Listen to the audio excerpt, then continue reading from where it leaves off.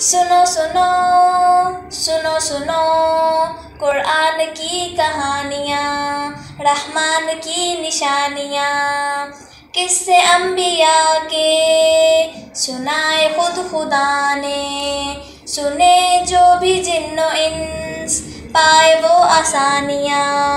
سنو سنو سنو سنو قرآن کی کہانیاں۔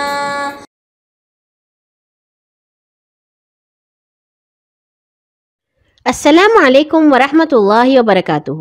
بہت ہی پیارے ہنستے مسکراتے ساتھیوں، سلسلہ قرآنی کہانیوں میں خوش آمدید، جہاں آپ سنتے ہیں روزانہ رنگ برنگی نئی پرانی ہستی ہساتی سیکھتی سکھلاتی سچی خیالی تاریخی قرآنی مزیدار کہانیاں۔ آج ہم آپ کے لیے لائے ہیں فرحان کی ایک اور کہانی۔ ارے وہی فرحان جو اپنی امی سے روزانہ کہانی سنتا ہے۔ آج کی کہانی ہے الہ الناس کے بارے میں۔ سنتے ہیں۔ آج صبح سے ہی فرحان کو بخار چڑھا ہوا تھا۔ ہوا یہ تھا کہ کل بارش ہوئی تھی بہت ہی دنوں کے بعد، جس میں فرحان اور اس کے دوستوں نے خوب ادھم مچایا تھا۔ شام تک کھیلتے رہے تھے اور رات میں اسے بخار چڑھ چکا تھا۔ رات تو وہ دوائی کھا کر سوتا رہا۔ صبح جب امی اسے ناشتہ کروا رہی تھیں تو وہ کہنے لگا، ایبو رات کی کہانی تو سنی ہی نہیں۔ سچ کہہ رہے ہو پترا، آپ ٹھیک ہو جائیے پھر سن لیں گے۔ نہیں ایبو، ابھی سنائیے نا الہ الناس کی کہانی۔ اچھا، اپنا ناشتہ ختم کر لیجئے پھر شروع کرتے ہیں۔ فرحان نے ناشتہ کھایا اور پھر ہاتھ منہ دھو کر آ کر بیٹھ گیا۔ جی اب شروع کرتے ہیں۔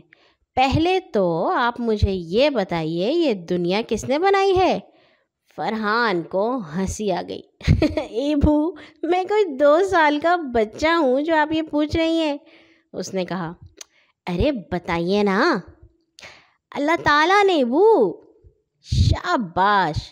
اب یہ بتائیے، کیا اللہ تعالیٰ کے علاوہ کوئی کام کر سکتا ہے ساری دنیا کو بنانے کا؟ نہیں ایبو، کون کر سکتا ہے؟ اور یہ بتائیے کہ اس دنیا کو چلانے کے لیے کیا اللہ تعالیٰ کو کسی کی مدد کی ضرورت ہے؟ نہیں ایبو، آپ کیسے سوال کر رہی ہیں؟ اللہ کو کیا ضرورت ہو سکتی ہے؟ وہ تو اللہ ہے نا۔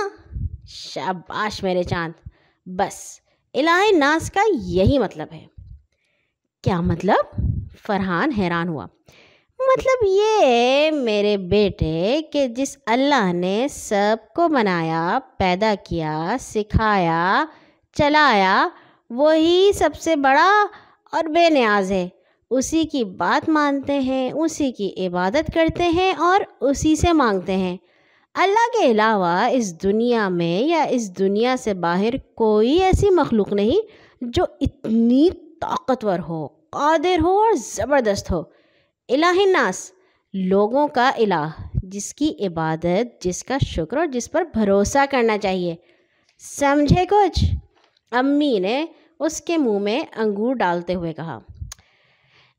جی ابو، یعنی کہ دنیا کی ہر چیز کا مالک اللہ ہے، ہر کسی کو اس کی ضرورت ہے اور بس اسی سے ہی مانگنا چاہیے۔ شاباش پیارے بیٹے۔ امی نے خوشی سے اسے گود ہی میں اٹھا لیا تھا۔ اور ابو پھر